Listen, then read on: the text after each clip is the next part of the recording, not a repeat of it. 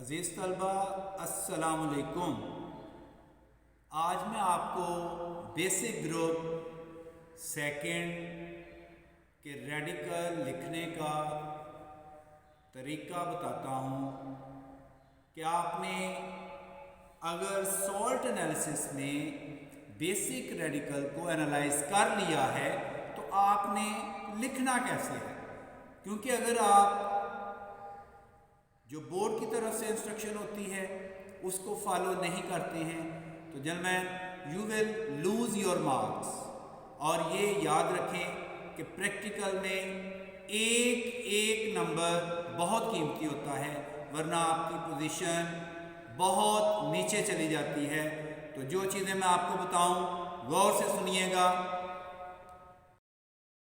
बेटा अभी हम चलते हैं बेसिक ग्रुप सेकंड के लिए। इसके लिखने का तरीका उसी तरह जैसा कि पहले आपको बताया है। सबसे पहले आपने टॉप पे सॉल्ट नंबर लिखना होता है। सॉल्ट नंबर कोई भी लिख लें, जो भी आपका दिल चाहे लिख लीजिएगा। फिर टेबुलर फॉर्म बनाइएगा, एक्सपेरिमेंट्स, ऑब्जर्वेशंस, इन्फ्रेंसेस। फिर इसके बाद ड्राई टेस्ट।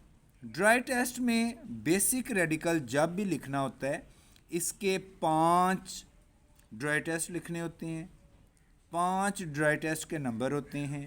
पहला टेस्ट है noted physical state of the salt. Crystal form may be cadmium, zinc, calcium, barium, sodium या फिर पोटाशियम। फिर इसके बाद दूसरा टेस्ट लिखना होता है noted colour of the salt.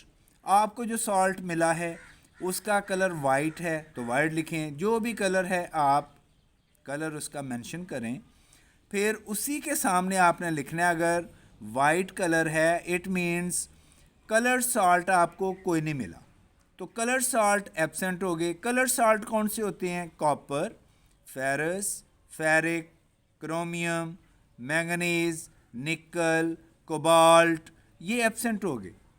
फिर आपने तीसरा टेस्ट करना है noted smell of the salt. आपको जो सॉल्ट दिया गया है उसकी स्मेल नहीं है, और ग्रुप सेकंड में जितने भी सॉल्ट हैं नो स्मेल ऑफ अमोनिया, उसमें किसी भी सॉल्ट की स्मेल नहीं है, इसलिए आप इन्फ्रेंस में लिखेंगे अमोनियम इज़ एब्सेंट। फिर नंबर 4 आपने अप्लाइड फ्लेम टेस्ट। आपने फ्लेम टेस्ट किया, फिर आपने चेक किया नो फ्लेम कलर, क्योंकि आपको जो रेडिकल मिला है उसका फ्लेम कलर नहीं है। सेकंड ग्रुप में सिर्फ कॉपर एक ऐसा रेडिकल है जिसका ब्लू कलर होता है और वो फ्लेम टेस्ट देता है, लेकिन आपको जो सॉल्ट मिला है उसका वाइट कलर है, लिहाजा आप उसके सामने लिखेंगे no flame colour, copper, calcium, barium, strontium, sodium, potassium और एब्सेंट। इसी तरह पांचवा टेस्ट आप करते हैं तो पांचवें टेस्ट में आप लिखेंगे अप्लाइड फिल्टर ऐश टेस्ट। आपने इसमें ऑब्जर्व किया नो ऐश कलर, इसका मतलब ये हुआ कि आपको जो सॉल्ट मिला है उसका ऐश कलर नहीं है, फिल्टर ऐश टेस्ट नहीं आ रहा। आप इन्फ्रेंस में लिखेंगे stannous, aluminium, zinc and magnesium और एब्सेंट। बेटा ड्राई टेस्ट के बाद ग्रुप आइडेंटिफिकेशन टेस्ट ये आपने करना है। इसके लिए आप देखते हैं कि आपने ड्राई टेस्ट कर लिया है। ड्राई टेस्ट के बाद जब ग्रुप आइडेंटिफिकेशन की बारी आती है तो आपने ओरिजिनल सॉल्यूशन से स्टार्ट करना है और पहले ग्रुप से स्टार्ट करना है। Original solution and salt solution both are same words, इसमें आपने परेशान नहीं होना। Original solution plus dilute HCl, तो आपने महसूस किया कि no precipitate, it means group 1 is absent. It means silver, mercurous, plumbus are absent. फिर आपने कंटेंट्स ऑफ टेस्ट ट्यूब को ज़ाया नहीं करना, डिस्कार्ड नहीं करना बेटा, आपने उसी में H2S गैस को ऐड करना है और आप देखते हैं if precipitate is formed, it means group second is present. It means copper, cadmium, plumbic, mercuric, bismuth, arsenic, antimony and stannous may be present.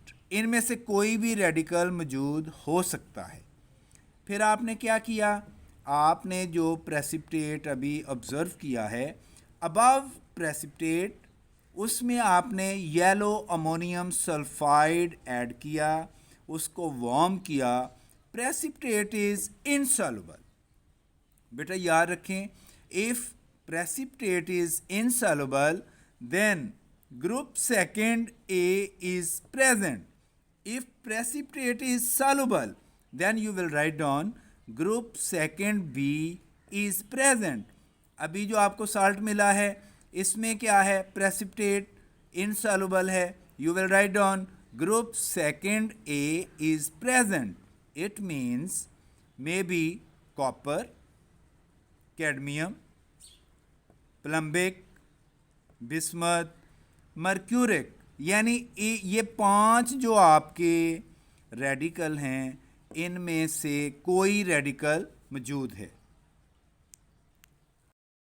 बेटा ग्रुप आइडेंटिफिकेशन के बाद अब बारी आती है you will identify radical. Radical identification के लिए आपने क्या किया, जब आपने प्रेसिपिटेट ऑब्ज़र्व किया you will note down the colour of precipitate and colour of the salt. जब आपने प्रेसिपिटेट का कलर नोट किया तो वो येलो कलर, और जब सॉल्ट आपने देखा तो सॉल्ट इज़ वाइट। ये याद रखें, ग्रुप सेकंड में सिर्फ एक रेडिकल ऐसा है जिसका ब्राइट येलो प्रेसिपिटेट आता है और वो है कैडमियम। तो इससे हमें पता चला कि cadmium is present, cadmium is indicated. जब आपको कैडमियम रेडिकल इंडिकेट हो जाता है फिर बेटा आपने इसको कंफर्म करना होता है, इसको लिखना होता है। कंफर्मेटरी टेस्ट आपने लिख के दिखाने हैं।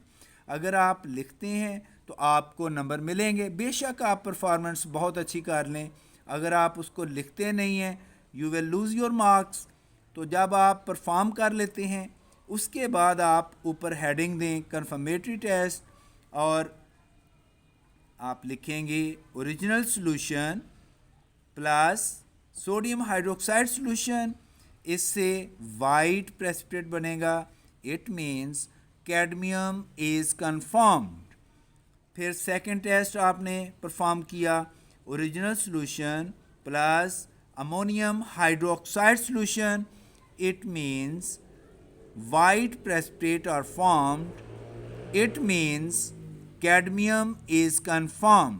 जब आपने 2 कंफर्मेटरी टेस्ट कर लिए हैं इसके बाद बेटा आपने एंड पे रिज़ल्ट लिखना होता है। ये याद रखें, रिज़ल्ट के भी मार्क्स हैं। ये जितने मैंने स्टेप्स आपको बताए हैं हर स्टेप के डिफरेंट मार्क्स हैं, और अगर आप कोई स्टेप मिस करेंगे it means you will lose your marks. और ये भी याद रखें, मैं बार बार कहता हूँ कि प्रैक्टिकल में बेटा एक एक नंबर बड़ा कीमती होता है, वरना आपकी पोजीशन टॉप से बॉटम पे जा सकती है। एंड पे रिज़ल्ट जब लिखते हैं, रिज़ल्ट में आपने लिखना है the given salt contains basic radical. पहले कैडमियम का आप नाम लिखें CADMIUM, फिर ब्रैकेट में कैडमियम का सिंबल लिखें CD और फिर उसकी वैलेंसी +2। उम्मीद है